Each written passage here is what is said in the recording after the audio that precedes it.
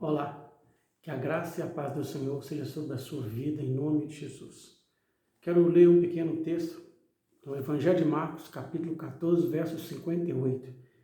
Diz assim: Nós ouvimos declarar: Eu destruirei esse santuário edificado por mãos humanas, e em 3 dias construirei outro, não por mãos humanas. Já pararam para pensar? Por que eles estavam usando esse argumento para condenar Jesus? O contexto aqui, eles haviam prendido Jesus e estavam tentando arrumar uma justificativa para poder condená-lo à morte. E uma das falsas testemunhos, ou não tão falsa, porque foi uma declaração verdadeira, ela disse que Jesus havia afirmado que ele destruiria o templo e em 3 dias iria reconstruí-lo. Isso é verdade. Mas só que essa afirmação de Jesus não é uma afirmação digna de morte. Não é uma afirmação que justifique levá-lo para ser crucificado e morto numa cruz. A única maneira, talvez a maneira mais clara para podermos entender isto, está em Oséias capítulo 4, versos 6 a 8. Oséias diz assim para mim e para você: O meu povo está sendo destruído porque lhe falta o conhecimento. Porque tu, sacerdote, rejeita o conhecimento, também eu te rejeitarei, para que não seja sacerdote diante de mim, visto que te esqueceste da lei do teu Deus, também eu me esquecerei de teus filhos. Quanto mais este multiplicaram, tanto mais contra mim pecaram, eu mudarei a sua honra em vergonha. Alimentam-se do pecado do meu povo e da maldade deles têm desejo ardente. Oséias está nos ensinando que os sacerdotes, eles não estavam ensinando o povo, sabe? E mais, ele diz que os sacerdotes se alimentavam do pecado do povo de Deus. Sabe, meu irmão, as responsabilidades dos sacerdotes, pelo menos 2, as que mais se destacavam eram fazer ou oferecer sacrifício a Deus em favor do povo, e a segunda é ensinar o povo a palavra. Eles deveriam ensinar a lei, ao ensinar o povo a andar diante do Senhor de conformidade com a lei do Senhor. Mas os sacerdotes, eles não ensinavam o povo. E como eles não ensinavam o povo, principalmente como eles não exortavam o povo à mudança de vida, aquele povo vivia pecando, e porque vivia pecando, eles tinham que constantemente fazer sacrifícios. E você vai saber disso pela palavra, os sacerdotes tinham o direito de se alimentar de parte daquele sacrifício. Dos animais que eram sacrificados, parte deles ficava para o sacerdote, para a sua própria alimentação. Por isso que Deus está falando que eles se alimentam do pecado do povo dele. Os sacerdotes não ensinavam, o povo pecava, e como o povo pecavam, eles tinham que fazer mais sacrifícios, e isso trazia carne, isso trazia alimento para os sacerdotes. Na época de Jesus, a coisa não mudou muito não. O templo era uma fonte de lucro. O templo era fonte de lucro. A liderança religiosa tinha transformado algo legítimo em uma coisa ruim, em algo muito ruim, em algo que é pecado. Deixa eu te dar exemplo.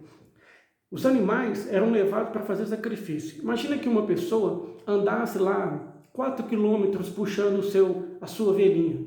Então ela vinha andando 4 quilômetros puxando a sua ovelha. Quando ela chegava no templo, ela não simplesmente chegava e entregava para ser sacrificada e pronto. Não, os sacerdotes primeiro tinham que avaliar. Aquela ovelha, ela tinha que passar por uma avaliação para ver se ela poderia ser oferecida em sacrifício ao Senhor. Ela tinha que ser perfeita, ela não podia ter doença, ela não podia ter nenhuma coisa errada nela. Ela tinha que ser feita nela uma avaliação. Acontece que os sacerdotes, eles não aprovavam nenhuma ovelha, não aprovavam nenhum animal. E do lado de fora do templo, haviam pessoas que vendiam animais, mas pessoas que estavam juntas com esses sacerdotes.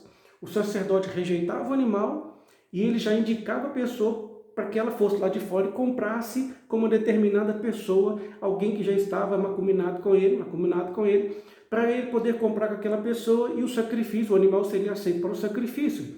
Essa pessoa, para não voltar para casa com o seu animal, trazer um outro, ou seja, anda mais 5 quilômetros, vem mais 5 quilômetros para chegar ao templo, depois para voltar para casa, e ainda correr o risco do seu animal ser rejeitado, o que ele fazia?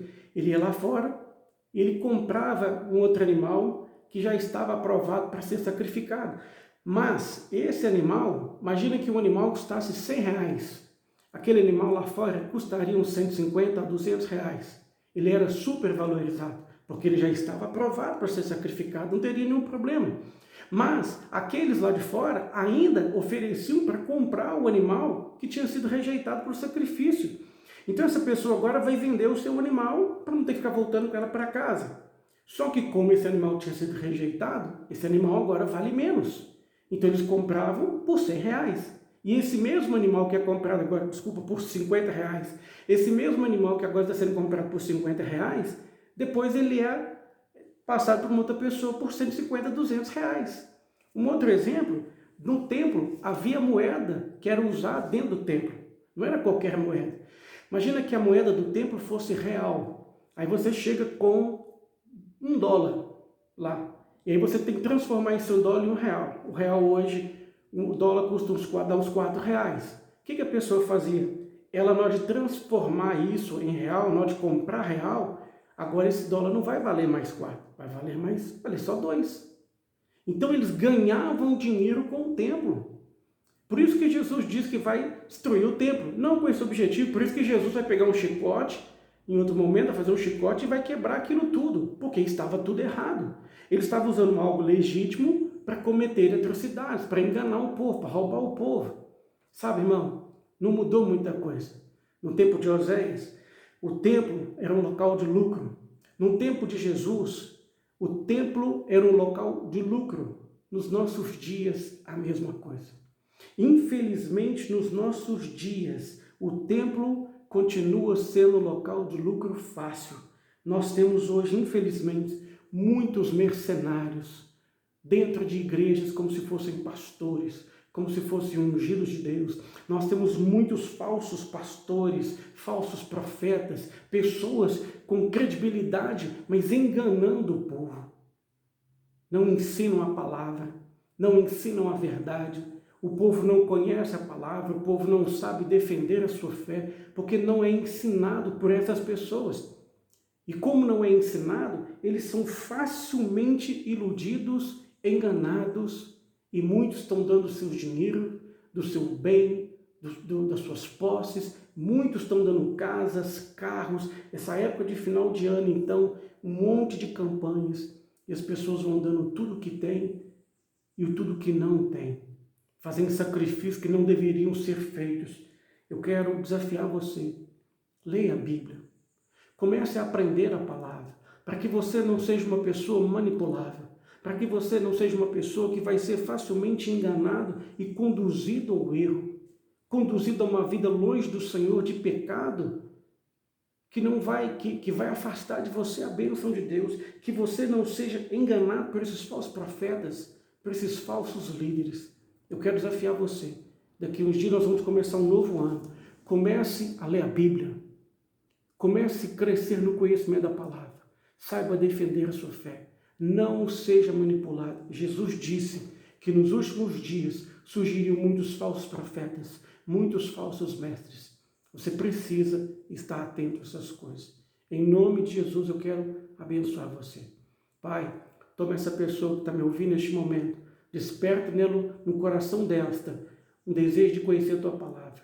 Ó Deus, dê-lhes a graça de saberem discernir o certo do errado, a verdade da mentira, o falso pastor, o falso profeta, o falso líder do verdadeiro, a falsa igreja da igreja verdadeira, e que eles não sejam manipulados nem enganados, em nome de Jesus Cristo. Amém. Eu te abençoo no nome de Jesus Cristo. Amém.